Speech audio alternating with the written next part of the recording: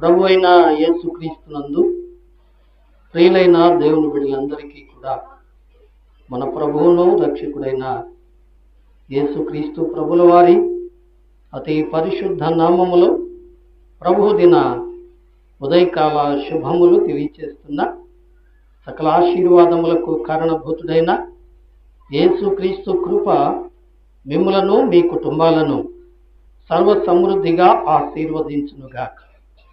ఈ దినం ప్రభు దినం, ఆరాధన సమయం. ఈ సమయం బహు వేడిగా బాధగా ఉన్నందుకు చాలా దుఃఖపడుతున్నాం, నిజమే.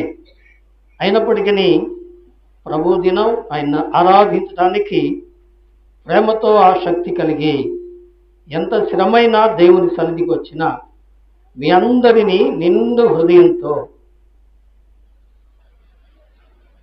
అభినందిస్తున్నాం. దేవుడు మీ ఆసక్తిని బట్టి మిమ్మలను నిండారుగా ఆశీర్వదించునుగాక.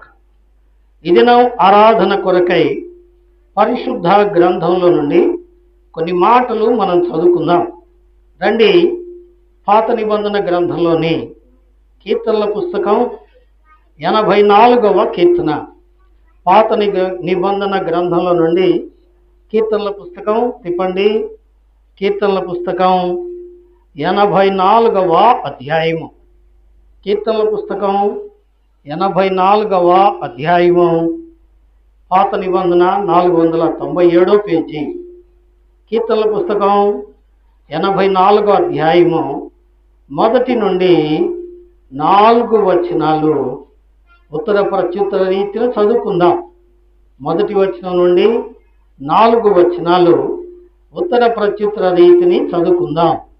రండి, కీర్తన 84వ అధ్యాయము మొదటి వచనం. సైన్యములకు అధిపతియగు యెహోవా, నీ నివాసములు ఎంత రమ్యములు,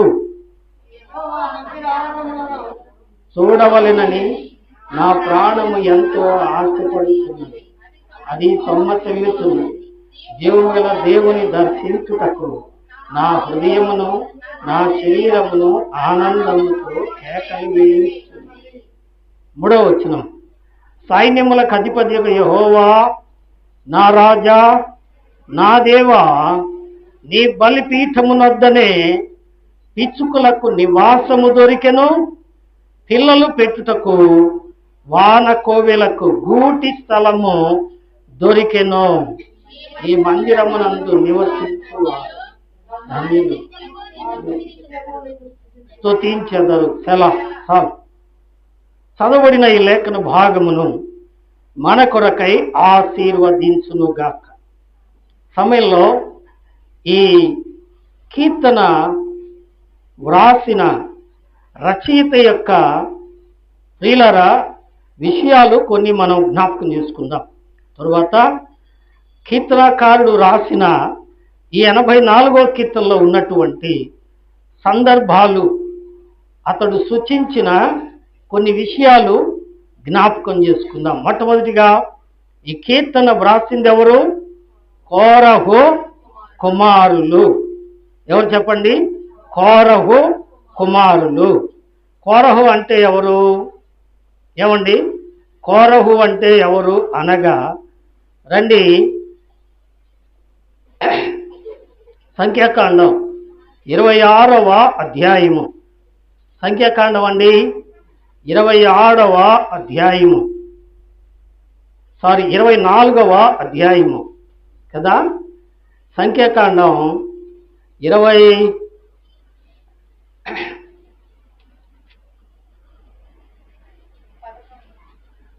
చదమ్మా.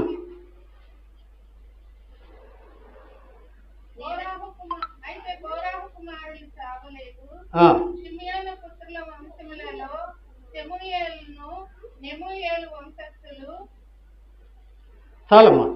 ఇక్కడ కోరహు అంటే ఎవరు అంటే, కోరహు అనే వ్యక్తి ప్రియులారా మోషేకు బంధువుడు, లేవి వంశస్థుడు.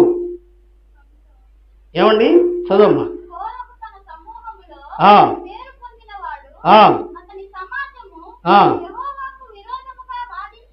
ఆ, సమాజంలో ఆ, ఆ, చాలండి. కోరహు తన సమాజములో పేరొందినవాడు. తన సమాజం అంటే లేవీయులలో, పాత నిబంధనలో లేవీయులు దేవుని పరిచారకులు. పాత నిబంధనలో లేవీయులు దేవుని సేవించడానికి యాజకులుగా ప్రతిష్ఠించబడిన వంశం. ఆ తెగ లేవి వంశము, లేవి తెగ. ఏమండి? కాబట్టి ఈ లేవి వంశములో కోరహు అనేవాడు, ప్రియులారా, ఈ కోరహు అనేవాడు లేవి వంశస్థుడు అని చెప్పుకున్నాం కదూ.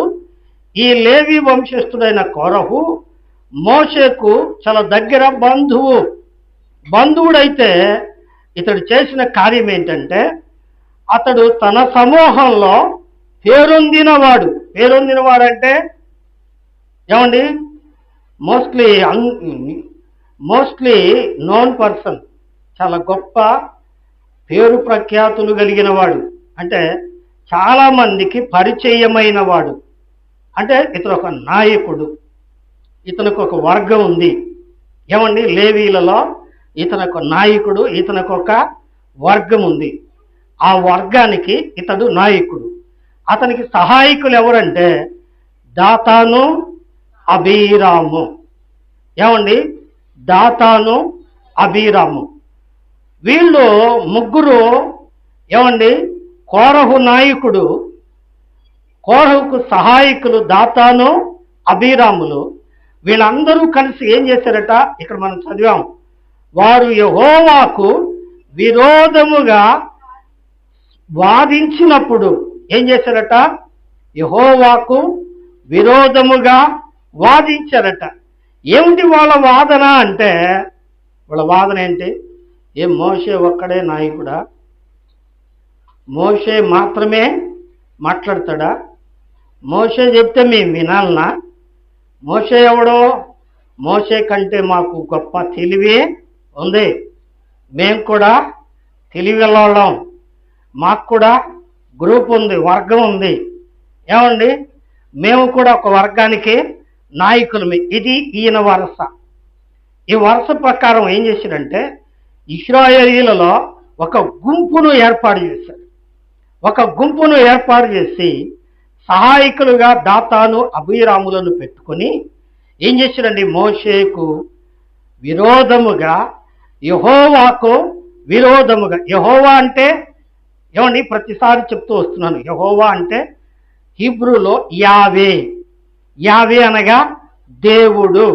చెప్పండి, దేవుడు. దేవునికి విరోధముగా, యెహోవాకు విరోధముగా అంటే దేవునికి విరోధముగా. ఏమండి? ఎంత భయంకరంగా మాట్లాడారు. అలా మాట్లాడినప్పుడు ఏమండి? సర్వ సమాజము యెహోవాకు విరోధముగా వాదించినప్పుడు సమాజములో మోషే అహరోనులకు విరోధముగా వాదించిన దాతాను, అబీరాములు వీరు. అయితే అప్పుడు జరిగింది ఏంటంటే, ఈ కోరహు, దాతాను, అబీరాముల మీద ఏం జరిగింది చెప్పండి? దేవునికి కోపం వచ్చింది. దేవునికి కోపం వచ్చింది. అందుకనే తర్వాత వచనంలో మనం చదువుతాం. ఏమండి?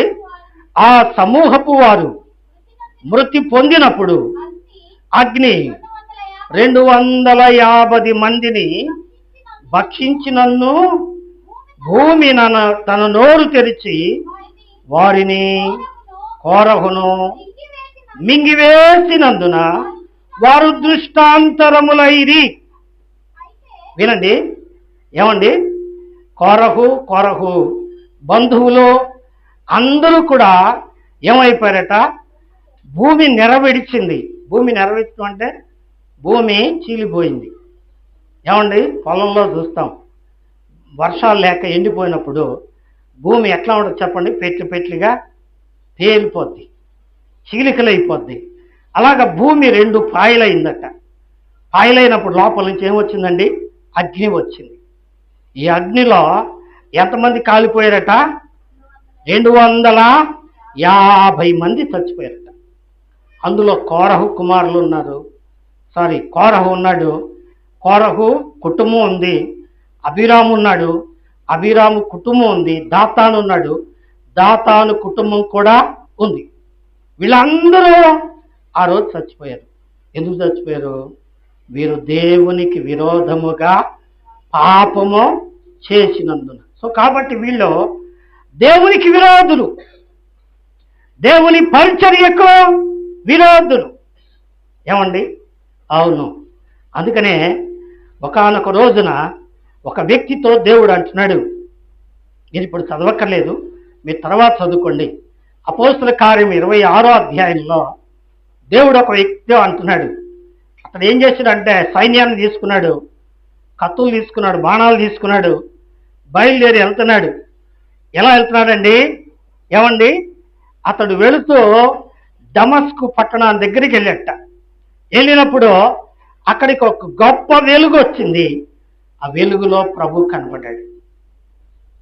ఆ వెలుగును చూసి గుర్రాలు బెదిరిపోయినాయి. గుర్రాల మీద ఉన్న వాళ్ళందరూ కింద పడిపోయారు. ఆ వ్యక్తి కూడా కింద పడిపోయాడు. ఏం పేరు? అతని పేరు సౌలు. అప్పుడు దేవుడు అంటున్నాడు, సౌలా సౌలా, నన్ను ఎందుకు హింసించుచున్నావు? ములు కొనలకు ఎదురు తనితే నీకు మంచిదే కాదయ్యా అన్నాడు. ఏం కొనలంట? చెప్పాలి. ఏం కొనలో? ముని కొనలు. ముని కొనలు దాని అసలు పదం ములి కొనలు. ములి కొనలు అనే పేరు ఎప్పుడన్నా ఎక్కడన్నా విన్నారా మీరు? ఏమండి? నేను ఒకసారి చూసా పల్లెటూళ్ళలో అంటే నెల్లూరు జిల్లాలో ఉన్నప్పుడు వ్యవసాయంలో కొంత పరిచయం ఉంది నాకు. ఎద్దుల అరక తోలే వాని చేతిలో ఈ ములి కొనలు ఉంటాయి. ఏంటి చెప్పండి? ములి కొనలు. ఎద్దుల బండి నడిపేవాడి చేతిలో కూడా ఈ ములి కొనలు ఉంటాయి. ఏనుగును నడిపే మావటి వాడి చేతిలో కూడా ఈ ములి కొన ఉంటుంది. ఏంటి చెప్పండి? ఒకటి ముల్లుగర్ర. అరక నడిపేవాడి చేతిలో ఏముంటుంది చెప్పండి? ముల్లుగర్ర. ఎద్దులు సరిగ్గా నడవకపోతే ఏం చేస్తారు చెప్పండి? ముల్లుగర్ర పెట్టి కుడుతారు. ఏమండి? ఎద్దుల బండి నడిపేవాడు ఏమండి? చర్ణకోల ఉంటుంది. చర్ణకోల కర్రకు చివరిని ఏం పెడతాడు చెప్పండి? ముల్లుగర్ర పెడతాడు. ఏమండి? ఆ చర్ణకోలతో కొడతా ఉంటాడు. అట్ట కదలకపోతే ఈ ముల్లుగర్రతో కుడుతాడు. చురుక్కుమంటది, పరిగెత్తుద్ది ఎద్దు కదండి. నిజమే. ఏనుగును నడిపే మావటి వాడి చేతిలో కూడా ఏముంటుంది చెప్పండి? ముల్లుగర్ర ఉంటుంది. ఏమండి? అది ఏనుగు. ఏమండి? మనిషి అంతా ఏనుగు లెక్కలో చాలా తక్కువ. అయితే అతను అది నడపడానికి, ఏనుగు నడపడానికి ఏం ఉపయోగిస్తాడండి? ఏమండి? ఆ యొక్క శూలాన్ని వాడతాడు. ఆ శూలం పెట్టి చురుక్కుని పడవగానే నొప్పి పుట్టి నడుచుద్ది అది. ఏమండి? నిజమే. ముల్లుగర్ర ఏంటో తెలుసా? దేవుని వాక్యం. ఏం చెప్పండి? దేవుని వాక్యం. దేవుని వాక్యం అంటే యోహాను సువార్త 1వ అధ్యాయం 1వ వచనం, అది యందు వాక్యం ఉండెను, వాక్యము దేవుడి యొద్ద ఉండెను, వాక్యమే దేవుడై ఉండెను. కాబట్టి ములికొలకు ఎదురు తనుట నీకు మంచిది కాదు. జాగ్రత్త సౌలా. ఏమండి? వీళ్ళు ఎప్పుడైతే దేవునికి వ్యతిరేకంగానో మోషేకు వ్యతిరేకంగానో మాట్లాడారో ఏమండి? ఏం జరిగింది చెప్పండి? భూమి నెరవేర్చింది. అందులో పడి 250 మంది ఒక్కసారే చచ్చిపోయారు. కానీ 11వ వచనం అద్భుతమైన మాట. ఏం చెప్పండి? అయితే కోరహు కుమారులు సావలేదు. ఏమ్మా? కోరహు కుమారులు సావలేదు. ఏమండి? సావలేదంటే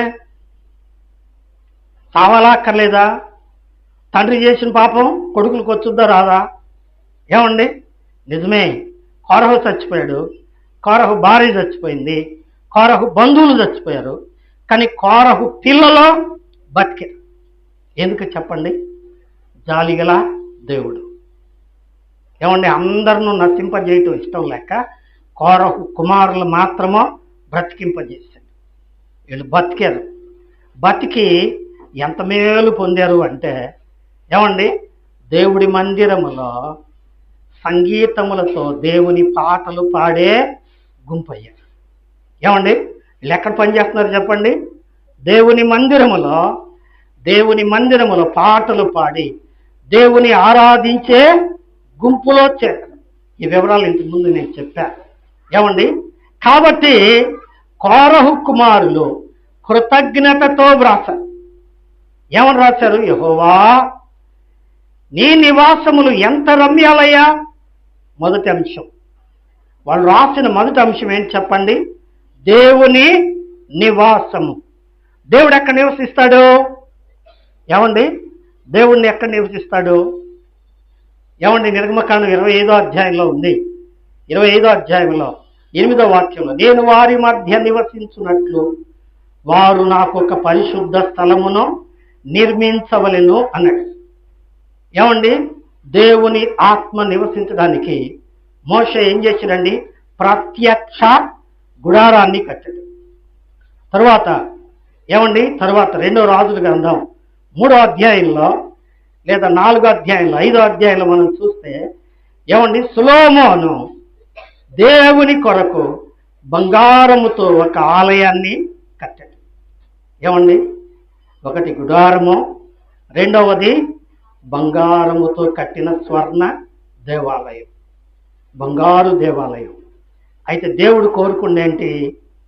ఏమండి, 1 కొరింథీ పత్రిక 3వ అధ్యాయం 16వ వచనం, మీరు దేవుని ఆలయమై ఉన్నారనియో దేవుడు ఆత్మ మీలో నివసించుతున్నాడనియో మీరు ఎరుగరా. వినాలి. ఏమండి, దేవుడు ఎక్కడ నివసిస్తున్నాడు? గుడారాల్లో లేడు. దేవుడు ఎక్కడ నివసిస్తున్నాడు? ఏమండి, సలవరాళ్లతో కట్టిన ఆలయాల్లో దేవుడు లేదు. ఎక్కడున్నాడు చెప్పండి? మన హృదయంలో ఉన్నాడు. ఏమండి, దేవుడు ఎక్కడున్నాడండి?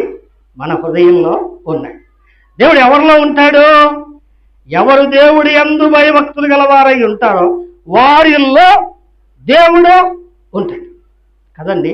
అందుకే వాళ్ళు అంటారు, యెహోవా, నీ నివాసములో ఎంత రమ్యములో, నీ మందిరావరణములను చూడవలనని నా ప్రాణం ఎంతో ఆశపడుతుందయ్యా అన్నాడు. అంతేనా? అంతేకాదు, ఇంకో మాట ఇక్కడ అంటున్నాడు చూడండి, 3వ వచనం, సైన్యములకు అధిపతి యెహోవా, నా రాజా, నా దేవా, నీ బలిపీఠమునొద్దనే పిచ్చుకలకు నివాసము దొరికెను, పిల్లలు పెట్టుటకు వానకోవులకు గూటి స్థలము దొరికెను. చాలండి. ఇక్కడ 2 మాటలు చెప్తున్నాడు. ఏమండి, ఆసక్తిగా వినేవాళ్ళు వినండి. ఏమండి, వినము అంటే దేవుని ఇష్టం, మీ ఇష్టం, నాకేం కష్టం లేదు. చెప్పాల్సిన బాధ్యత నాకుంది కాబట్టి చెప్తున్నా. వినడం వినకపోవటం మీ ఇష్టం. తర్వాత దేవునితో చాలా కష్టం, ఆలోచించుకోండి, మీ ఇష్టం. ఏమండి, వినండి. ఇక్కడ చెప్తున్నాడు, ఏమండి, నీ బలిపీఠమునొద్ద ఏమండి ఏం దొరికిందంట? పిచ్చుకలకు నివాసము దొరికింది. దీని గురించి మనం ఇంతకుముందు విన్నాం. పిచ్చుకలు అంటే ప్రజలు బిడ్డ పక్షులన్నిటిలో కల్లా పిచ్చుకలు ఎటువంటివండి చెప్పండి? ఎటువంటివి? చాలా చిన్న పక్షులు, స్మాల్ బర్డ్స్, స్పారోస్ కదండి, చిన్న పక్షులు. రెండవది, పిచ్చుకలు పైకి ఎగరలేవు, ఇక్కడెక్కడే తిరుగుతూ ఉంటాయి కదండి. ఏమండి, మూడవది, పిచ్చుకలు పక్షులతో మనుషులతో కలిసి జీవిస్తాయి. ఏమండి, ఇప్పుడు చాలా తక్కువైపోయినది ఆ జాతి. ఈ సెల్ ఫోన్ వచ్చిన తర్వాత ఏమండి ఆ జాతి కొంచెం తగ్గిపోయింది. ఎందుకంటే రేడియేషన్ భూమి మీద ఎక్కువైపోయి ఆ చిన్న ప్రాణి తట్టుకోలేక చాలా చనిపోయేట. ఏమండి, ఎక్కడో కానీ పిచ్చుకలు కనపట్టల్లా. ఏమండి, చాలా చిన్న ప్రాణి, అది మనుషులతో కలిసి నివసించేది. ఏమండి, చివరి మాట ఏంటంటే పిచ్చుకకున్న మంచి లక్షణం ఏంటో తెలుసా అండి? తన జతతో ఉంటుంది. నీ సావు నువ్వు చావు, నా సావు నేను చస్తాననే జాతి కాదు. ఏమండి, ఎవరు దోళ్ళే అనుకుంటారు చాలామంది. దేవుడు ఎందుకు జతపరిచాడు? కలిసి ఉండటానికి. బాగా మీరు ఆలోచించి చూడండి.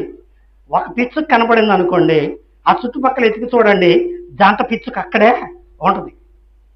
ఏమండి, జంట పిచ్చుక అంటే ఆ పిచ్చుకని వదిలిపెట్టి ఇది పోదు, దీన్ని వదిలిపెట్టి అది పోదు. ఆహారం వెతుకుతున్నా ఏమండి ఏం చేసినా కానీ ఈ రెండు జతగానే ఉంటాయి కదండి. దేవుడు ఏం చేశాడండి? వారిరువురిని జతపరిచి ఏం చేశాడట? జతపరిచాడు. ఎడగొట్టడం దేవుని పని కాదు. దేవుని పని జతపరచటం. దేవుని నామానికి స్తోత్రం. చివరి మాట ఏంటంటే పక్షుల గూళ్ళన్నిటిలో కల్లా ఏమండి విచిత్రమైన గూడు ఏది చెప్పండి? పిచ్చు గూడే కదా. ఏమండి అన్ని పక్షుల గూళ్ళో వికారంగా ఏదో మట్టితో పుల్లలతో ఏమండి ఈజీగా ఉంటాయి, ఈజీగా పడేయచ్చు. కాకుగూడు పడేయచ్చు, గద్దగూడు పడేయచ్చు కదండి. కానీ పిచ్చి గూడు పడేస్తారా? పడేయరు. కింద పడ్డా పనికొచ్చిద్ది. ఎందుకో తెలుసా? గూడు కట్టదు, గూటిని ఏం చేసిద్దండి? అల్లుద్ది. ఏమండి అల్లే పక్షి చాలా తెలివిగల పక్షి కదండి. ఈ పక్షి విశ్వాసికి సూచన. 102వ కీర్తనలో ఉంది. మనం ఇదివరకు జ్ఞాపకం చేసుకున్నాం. ప్రభు కృపిస్తే మరొకసారి జ్ఞాపకం చేసుకున్నాం. ఈ పిచ్చుక విశ్వాసికి సూచన. పిచ్చుక ఈ లోక విశ్వాసి, పిచ్చుక ఈ లోక మనుషులతో కలిసి జీవించేది. పిచ్చుక పైకి ఎగరలేక కిందనే తిరిగేది. అయితే రెండో పక్షిని గురించి వాళ్ళు మాట్లాడుతున్నారు. ఏమండి మొదటి పక్షి పిచ్చుక. పిచ్చుక అంటంట చిన్నది. కౌరవ కుమారులు ఏమంటున్నారు? అయ్యా మేము అయోగ్యులమే, ఎందుకంటే మా నాన్న మా బంధువులు అందరూ నీకు వ్యతిరేకంగా పాపము చేశారు, వాళ్ళని బట్టి మేము కూడా పాపులమే, వాస్తవంగా అయితే మేము చనిపోవలసిన వారమే. అయితే నీ దయ వలన మమ్ములను బతికించావయ్యా, నీకు స్తోత్రం. మేము ఇక్కడ ఉండాల్సిన వాళ్ళం కాదు, నీ సన్నిధికి రావడానికి అర్హత మాకు లేదు, నీ దయతో తీసుకొచ్చావు, మేము పిచ్చుకల్లాంటి వాళ్ళమే. అందుకే అంటున్నారు నీ బలిపీఠమునొద్ద పిచ్చుకలకు ఏం దొరికిందంట? నివాసము. అయ్యా నీ బల దగ్గరకు నన్ను తీసుకొచ్చావు. ఎప్పుడన్నా ఈ మాట ప్రార్థన చేసావా? స్నేహితుడా సోదరి, మనలో దేవుడి దగ్గర రావడానికి అర్హత ఏమైనా ఉందా? దేవుడు అంటే పరిశుద్ధుడు, గాడ్ ఈజ్ హోలీ. దేవుడు అంటే మహాప్రభావము గలవాడు. దేవుడు అంటే మహాశక్తిమంతుడు.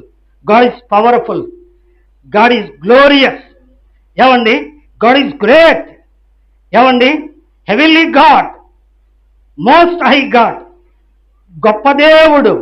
అయితే ఆయన దగ్గర రావడానికి మనమా ఎటువంటి వాళ్ళని చెప్పండి?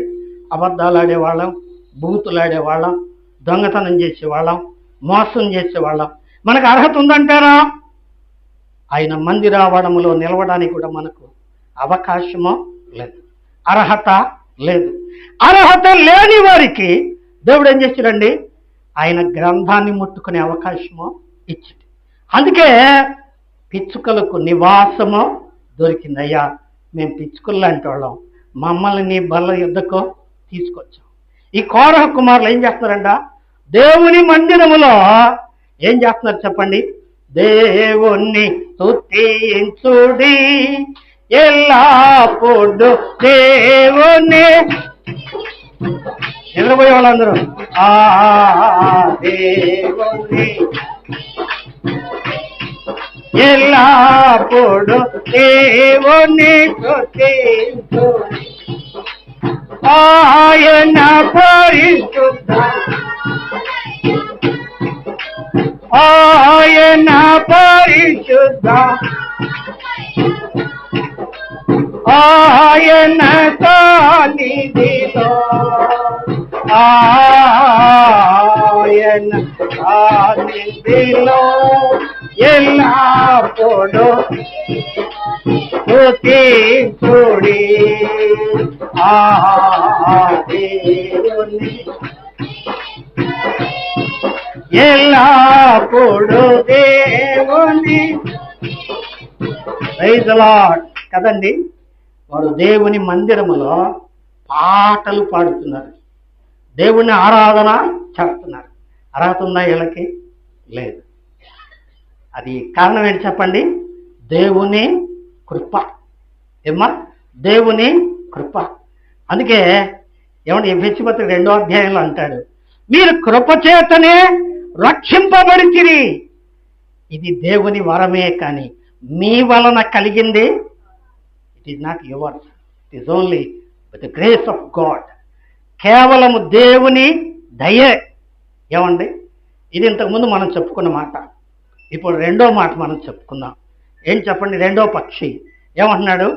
పిల్లలు పెట్టుటకు వాన కోవిలకు గూటి స్థలమో దొరికను. చాలండి. ఏమండి, ఎవరికి చెప్పాలి? ఎవరికి? వినేవాళ్ళు చెప్పండి.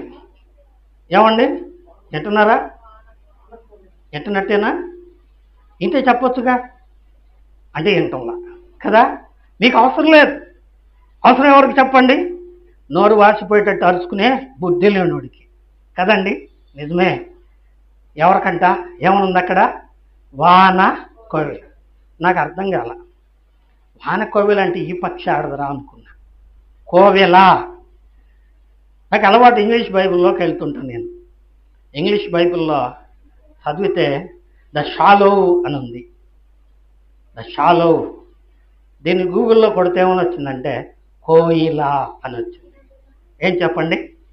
ఏమండి, ఏంటంట? కోయిల. బాగా వినాలి. ఏం చెప్పండి? కోయిల. ఈయన అంటున్నాడు, పిల్లలు పెట్టుటకు వాన కోవిలకు ఏం దొరికిందంట? గూటి స్థలం. చాలా అద్భుతమైన అర్థం ఉంది ఇందులో. పొడి పొడిగానే చెప్తా, సమయం అయిపోయింది. ఏమండి, కోయిల ఎట్టుంటుంది? ఎప్పుడని చూసారా? ఎప్పుడు చూడలేదన్నా. అరుతుంటే బొదులు అరుతుంటాం దాన్ని ఏడిపించడానికి కదండి. ఓ అనగానే మళ్ళీ ఏం చేస్తుంటాం? నువ్వు అరిచావు, అది కూడా అరుచుద్ది. పోటీ చివరికి ఓడిపోయేది ఎవరు? నువ్వే. అది ఓడిపోయిద్దా? బో గట్టిదది. కోయిల ఎట్టుంటుందమ్మా? నల్లగా ఉంటుంది. నలుపు దేనికి సూచన? ఏమండి, ఎఫెసీ పత్రిక 2వ అధ్యాయము 1వ వచనం, తిరిగి 5వ వచనం. 1వ వచనం, మీరు మీ అపరాధముల చేతను పాపముల చేతను మీరు చచ్చిన వారై ఉండగా. 5వ వచనం, మీరు మునుపు చీకటి అయి ఉండగా.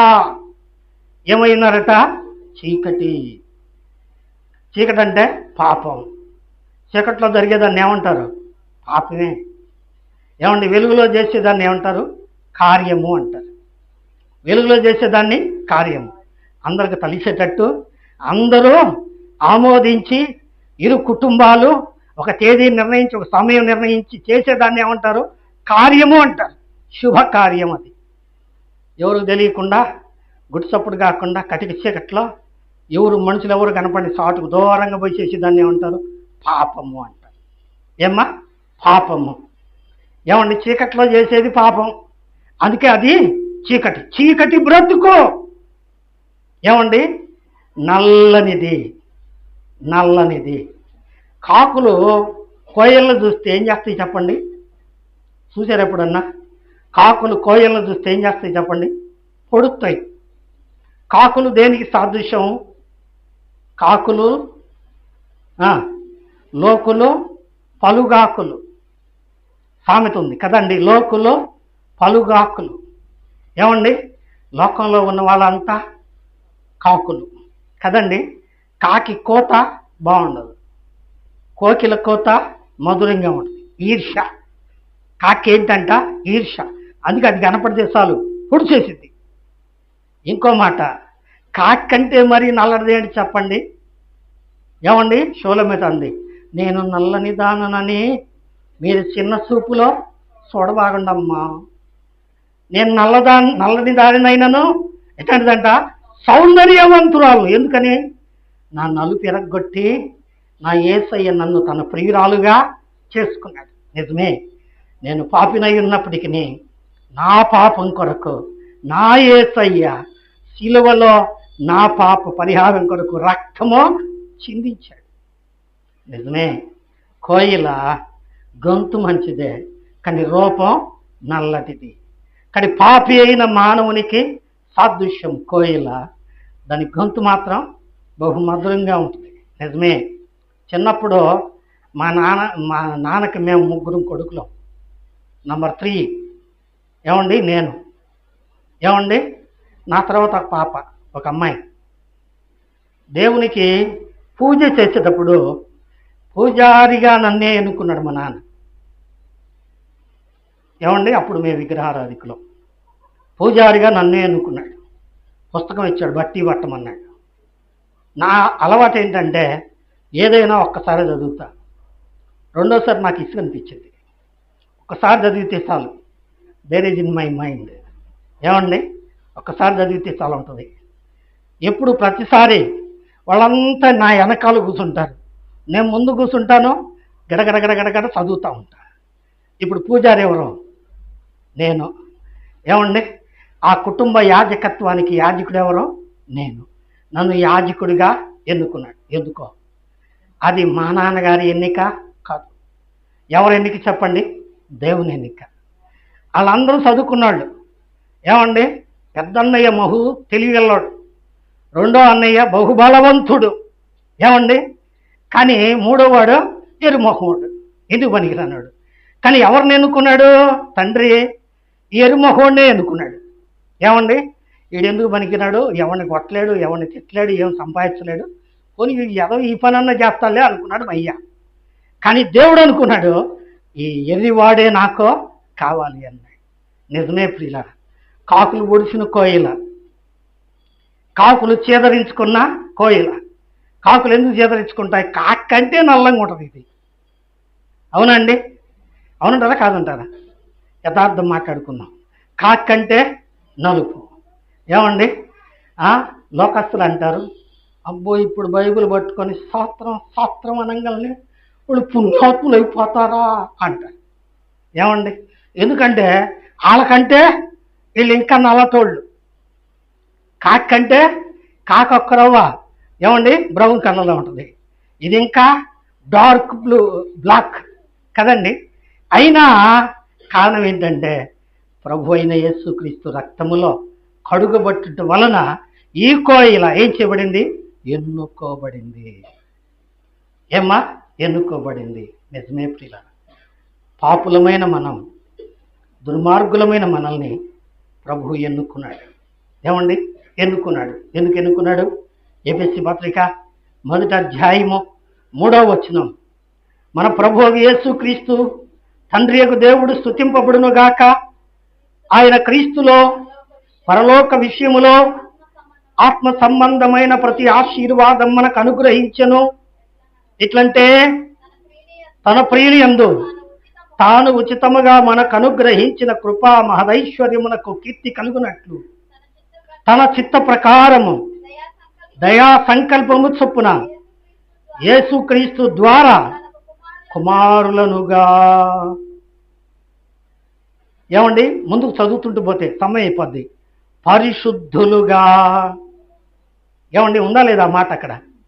ఇంకో మాట, నిర్దోషులుగా. ఏమండి, పాపులు నల్లటోళ్ళు ఏమయ్యారు చెప్పండి? పరిశుద్ధులయ్యారు. ఏమయ్యారు? నిర్దోషులయ్యారు. మూడోది ఏమయ్యారు? కుమారులైపోయారు.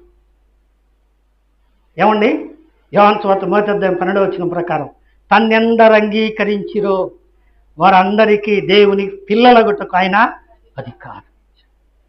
దేవుని పిల్లలైపోయారు. ఈ కోయిల, ఈ నల్లని కోయిల ఎక్కడికి వచ్చింది చెప్పండి? దేవుని మందిరంలోకి వచ్చింది. దేవుని మందిరంలోకి వచ్చింది. నేను కూడా ఆ కోయిల కంటే ఇంకా నల్లట బతుకులు. ఏమండి, కోయిల కంటే ఇంకా చేదరించుకున్న బ్రతుకులు. కుటుంబం చేదరించుకుంది, వీడు చావలేదే, వీడు ఎందుకు పనికిరాడు, వీడితో సత్తన్నాము, భార్య అనుకుంది, పిల్లలు అనుకున్నారు, బంధువులు అనుకున్నారు. అందరి చేతనో చేదరించబడ్డ జీవితం ఎవరికి కావలసి వచ్చింది? యేసయ్యకు కావలసి వచ్చింది. యేసయ్య తన ఇంట్లోకి పిలుచుకున్నాడు. ఇప్పుడు కోయిల ఏం చేస్తుందంట? వాన కోవిలకు పిల్లలు పెట్టుటకు ఏం దొరికిందంట? గూటి స్థలం. ఈ మాట చదివినప్పుడు నాకు ఒక విషయం అర్థమైంది. ఏమండి, చాలాసార్లు కొంతమంది చెప్పారు, నాకు అప్పుడు తెలియలా, అర్థం కాల. ఏమండి, కోయిల గుడ్లు ఎక్కడ పెట్టిద్దండి? వినపట్ల ఎక్కడ పెట్టింది? నేల మీద, ఆకాశం మీద, కుండలోనా, చెంబులోనా, తపేళ్ళలోనా? ఎక్కడ పెట్టి చెప్పండి? కాకుగూట్లో. ఎందుకంటే పిల్లలు పెట్టడానికి దానికి గూడు కాకుగూట్లో పెట్టింది. ఇంకో మాట, దానికి పొదగటం చేతగాదు. గుడ్డు పెట్టింది ఏం చేయాలా? పొదగాలి. పొదగటం దానికి చేతగాదు. అందుకని ఏం చేసిద్ది? నేరుగా కాకి లేనప్పుడు పోయి ఒక గుడ్డు పెట్టి గమ్ములు లేచి వచ్చింది. కాకి ఏం చేసిద్ది? పొదిగి పొదిగి పిల్లలు చేసింది. ఏమండి? కాకి పిల్లలు ఎట్టుంటాయి? నల్లగా ఉంటాయి. కోయిల పిల్ల నల్లగా ఉంది. నా పిల్లలే అనుకుంటుంది. ఒకనొక రోజున ఏం చేసి చెప్పండి? అది కా అంటది, ఇది కో అంటది. కోత మారింది. ఒర్రు, ఇది మంద కాదు, మన బ్రీడు కాదు అని ఏం చేసిద్దండి? తప్ప తప్ప పొడిచిద్ది. అప్పుడు పక్కనే కాసుకుని ఉంటుంది అమ్మగారు. ఏం చేసిద్ది? ఆమె దరివేయంగానే ఒళ్ళో తీసుకొచ్చుకుంటుంది కదండి. దీనికి సొంత ఇల్లు లేదు. పిల్లలు పెట్టుటకు వానకోవిలకు గూటి స్థలమో లేదు. ఉందా? లేదు. ఇప్పుడు నన్ను ఎఫెసీ పత్రిక 2వ అధ్యాయం, ఎఫెసీ పత్రిక 2వ అధ్యాయం 13వ వచనం. మనము మునుపు దూరస్తులము,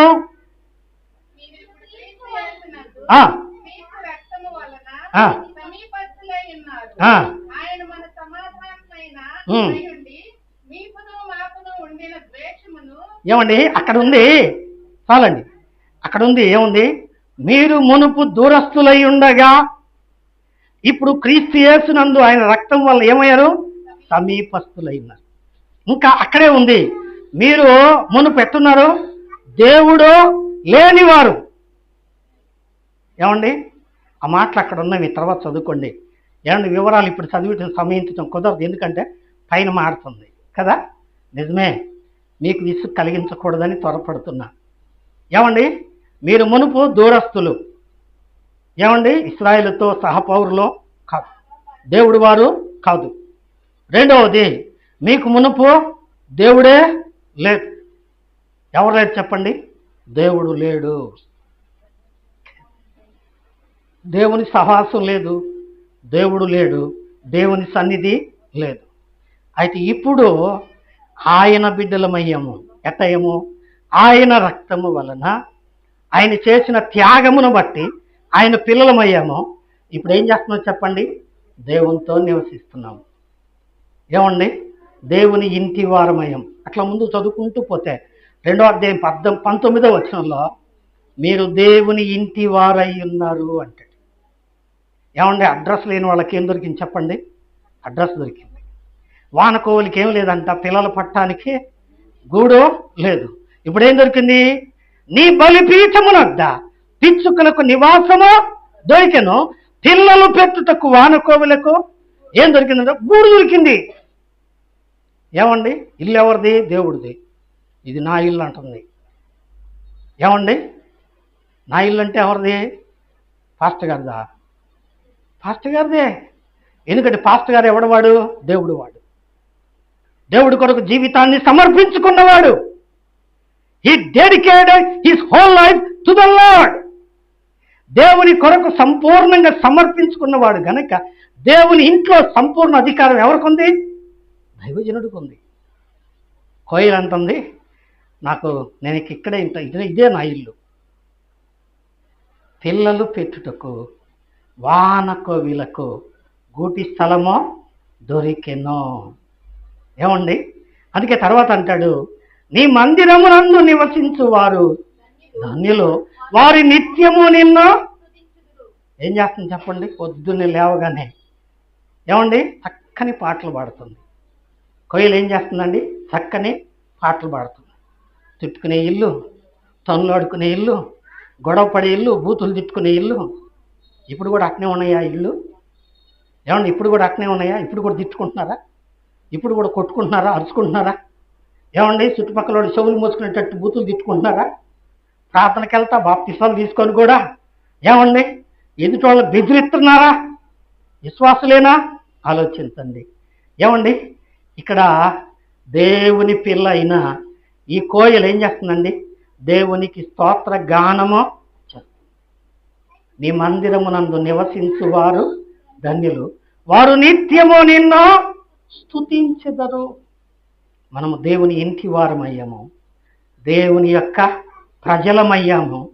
అంతేకాదు, ఏమండి ఏమండి పేతురు రాసిన మొదటి పత్రిక 2వ అధ్యాయము, తీయక్కర్లేదు, మిమ్మల్ని విసుగు పెట్టడం నాకు ఇష్టం లేదు. 9వ వచనం, మీరు చీకటిలో నుండి ఆశ్చర్యకరమైన తన వెలుగులోనికి మిమ్మల్ని పిలిచిన వాని గుణాతిశయములను ప్రచురము చేయి నిమిత్తము ఏర్పరపరచబడిన వంశమును, రాజులైన యాజక సమూహమును, దేవుని సొత్తైన ప్రజలై ఉన్నారు. ఎవరు? ఏమండి? నల్లటోళ్ళు. అమ్మ ఎట్టుంది చూసి, కారు నలుపుర నాయన. ఈ పిల్లవాడికి ఎట్ట నచ్చిందో కానీ ఈ కారు నలుపు, చీకటే, ఈ ఖరీదు నచ్చింది రెడికి. అవును, యేసయ్యకి ఈ ఖరీదే నచ్చింది. ఏమండి? ఈ గూందే నచ్చింది, ఈ ఎరిమొహందే నచ్చింది. ఏమండి? నచ్చిన ఆయన ఏం చేశాడు? తన ప్రాణం దారబోసి, తన రక్తము చిందించి, తన రక్తముతో ఆ నలుపంతా కడుక్కొని, ఎఫెసీ పత్రిక 5వ అధ్యాయం 27వ వచనం ప్రకారం, అది కళంకమైనను, ముడతైనను, మచ్చైనను, అతిది ఏదైనాను ఉండకూడదని దానికోసము ఏమండి తను తాను బలిగా అర్పించుకొని వాక్యముతో ఉదక స్నానము చేయించాడు. వాక్యం అంటే వాక్యమైన దేవుడు, ఉదకం అంటే వాక్యంలో నుంచి వచ్చింది, అంటే క్రీస్తులో నుంచి వచ్చింది. ప్రకటన 1:6 ప్రకారం, మనల్ని ప్రేమించుచు తన రక్తము వలన మన పాపముల నుండి మనల్ని కడిగాడైనా. దేంతో కడిగాడు ఈ నలుపు అంతా? ఏమండి? ఏమేస్తారు? సుండిబిండి వేస్తారు, ఇంకేమేస్తారు చెప్పండి? పెళ్లి కూతురికి తెల్లంగా రావాలని రుద్దుతారు. దాన్ని ఏమంటారు చెప్పండి? నలుగు అంటారు. ఈ నలుగు ఎందుకంటే నల్లడిది కట్ట కళకళలాడటానికి, చూసే అబ్బాయికి కాస్త నచ్చటానికి, పూర్తిగా నచ్చకపోయినా కదా, కాగిపోయినా కాస్త రంగు రావడానికి ఏం చేస్తారు చెప్పండి? సుండిబిండి వేసి, తర్వాత గంధం వేసి, సబ్బేసి, పసుపు నీళ్ళు వేసి రుద్ది ఏం చేస్తారు? పాటలు పాడుతూ ఉంటారు, రుద్దుతూ ఉంటారు. పాటలు పాడుతూ ఉంటారు, రుద్దుతూ ఉంటారు. ఎందుకో? ఒకరు తెల్లంగా రావటానికి. యేసయ్య కూడా నీ బ్రతుకు నా బ్రతుకును కడగడానికి ఏం చేశారంటే తన రక్తముతో మనలను శుద్ధులనుగా చేశారు, పరిశుద్ధ పరిచారు. నిర్దోషము నిష్కలంకమును పరిశుద్ధమైన సంఘముగా తన ఎదుట నిలువబెట్టుకున్నాడు. అందుకే నా ప్రభువా, నా దేవా, పిచ్చుకలకు నీ బలిపీఠమునద్ద ఏం దొరికిందంట? నీ వాసం దొరికిందయ్యా. వాన కోవిలకు పిల్లలు పెట్టుటకు ఏముంది? గూటి స్థలము దొరికిందయ్యా. అందుకే వారు నీ మందిరములో నివసించి, ఎవరళ్ళు? పిచ్చుకలో, వాన కోవెలు, ఏమండి? పిచ్చుకలు, కోయల్లో ఏం చేస్తున్నాయి? నీ మందిరములో ఏం చేస్తున్నారట? ఏమండి? నిత్యము స్తుతిస్తున్నారట. వారానికి ఒకసారే మనకు బో కష్టం కదండి, వారానికి ఒకసారే మనకు బో కష్టం. పెందలాడి పాస్టర్ గారు ఆమెను అన్నాడు అనుకోండి, అమ్మయ్య ఈ పూటకు బతికిచ్చాడులే అనుకుంటాం. ఎప్పుడు చెప్పండి? వారానికి ఒకసారి, రోజు కాదు కదా. ఇక్కడ ఏమంటున్నాడు? నీ మందిరంలో నివసించువారు ధన్యులు, వారు నిత్యము, ఎవ్రీడే, అట్ ఎనీ టైం, ఏమండి? వారు నిత్యము స్తుతిస్తారు. వారానికి ఒకసారి అబ్బో కానీ నాయనా అంటుంటాం మనం కదండి. ఎంత గొప్ప భక్తులమా! నిజమేనా అండి? నిజమే.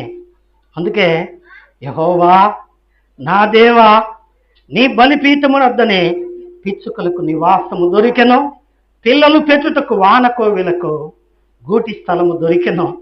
నీ మందిరమునందు నివసించువారు ధన్యులు, వారు నిత్యము నిన్ను స్తుతిస్తారు. వాళ్ళు ఎవరంటే మేము నిన్ను స్తుతిస్తామయ్యా, నీకు కృతజ్ఞత చెల్లిస్తామయ్యా అంటున్నారు.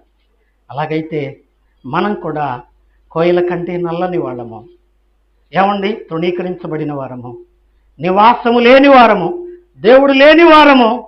మనల్ని దేవుడు ఎన్నుకున్నాడు, తన బలిపీఠం దగ్గరికి పిలిచాడు, తన బిడ్డలుగా చేసుకున్నాడు, నిత్యం ఆయన ఆరాధించి కృపనిచ్చాడు. అందుకోసం ఆయన తలలో ముళ్ళ కిరీటం, చేతుల్లో చీలలు, కాళ్ళలో చీలలు, ప్రక్కలో బల్లెంపోటుతో, కొడా దెబ్బలతో చీల్చబడ్డాడు, ధారలుగా రక్తం కార్చాడు. ఆయన కార్చిన రక్తంలో మన పాపాలు కడిగాడు. కాబట్టి ఆయన చేసిన మేలుకు ఉపకారములకు ఏమి చెల్లించినా మనం రుణస్థులమే. అందుకనే ఆయనకు కృతజ్ఞత చెల్లించుదుము గాక. దేవుడు తన మాటలను మన కొరకై ఆశీర్వదించునుగాక. ఆమేన్, ఆమేన్.